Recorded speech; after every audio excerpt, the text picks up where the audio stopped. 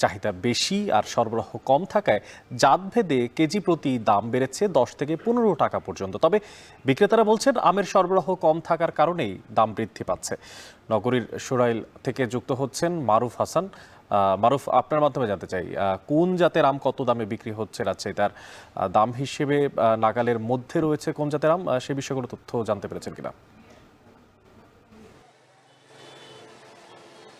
হ্যাঁ, অনেক রাজশাহীর যে শিরোইল বাজার সেখান থেকে আমি যুক্ত আছি। এখানে সকাল থেকে আমরা দেখতে পাচ্ছি যে বাজারের আমের যে চাহিদা সেটি কিন্তু দেখার মতো। এখানে ক্রেতারাও আসছেন এবং আমের বিক্রিও ভালো হচ্ছে। তবে এখানে দুঃসংবাদ সেটি হচ্ছে যে এখানে আমের যে সরবরাহ সেটি কিন্তু একদমই কম, যেহেতু ভরা মৌসুমে যে আমগুলো পাওয়া যেত সেই আমগুলো এখন কিন্তু আর পাওয়া যাচ্ছে না, যার কারণেই মূলত আমের যে দাম সেটি কিন্তু বৃদ্ধি পেয়েছে।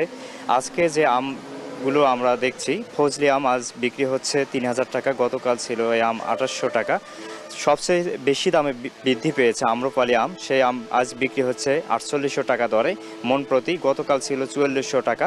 বাড়িফোর আজ বিক্রি হচ্ছে 3200 টাকা দরে, এই বাড়িফোর গতকাল বিক্রি হয়েছে 3000 টাকা প্রতি মনে। ব্যানানা ম্যাঙ্গো আজ বিক্রি হচ্ছে 6000 টাকা মন দরে।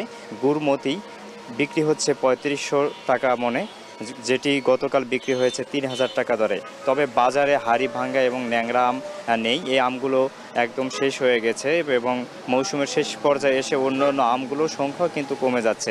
তবে 12 মাসি যে আম কাটিমন, সেই আম বিক্রি হচ্ছে 3800 থেকে 4000 টাকা দামে। আমের এই সরবরাহ যে পরিমাণ থাকার কথা ছিল সেই পরিমাণ কিন্তু একদমই নেই। মূলত চাঁপাইনবাবগঞ্জ এবং নওগাঁ থেকে এই আমগুলো বাজারে নিয়ে এসে বিক্রি করা হচ্ছে। আমরা দেখেছি ভরা মৌসুমে যখন আম বিক্রি এখানে হয়েছে, পুরো বাজারে কিন্তু বিভিন্ন জায়গা থেকে আম নিয়ে এসে এখানে অনেক দোকান কিন্তু রাখা হয়েছিল, সেখান থেকে কিন্তু বিক্রি করা হচ্ছিল। যত দিন যাচ্ছে তত এই দোকানের সংখ্যাগুলো কমে যাচ্ছে এবং ক্রেতাদের সংখ্যাও কমে যাচ্ছে এবং আমের যে সরবরাহ বাজারে থাকার কথা ছিল সেই সরবরাহও কিন্তু কমে যাচ্ছে। এখানে যারা বিক্রেতা আছেন তাদের সঙ্গে কথা বলেছি, তারা বলছেন যে আমের যে সরবরাহ থাকার কথা ছিল সেই সরবরাহ একদমই কিন্তু নেই। আর এখানে যারা ক্রেতা আছেন তাদের সঙ্গে কথা বলেছি, তারা বলছেন যে আমের দামটা যদি তাদের সাধ্যের মধ্যে থাকে তাহলে কিনতে আরও সুবিধা হবে।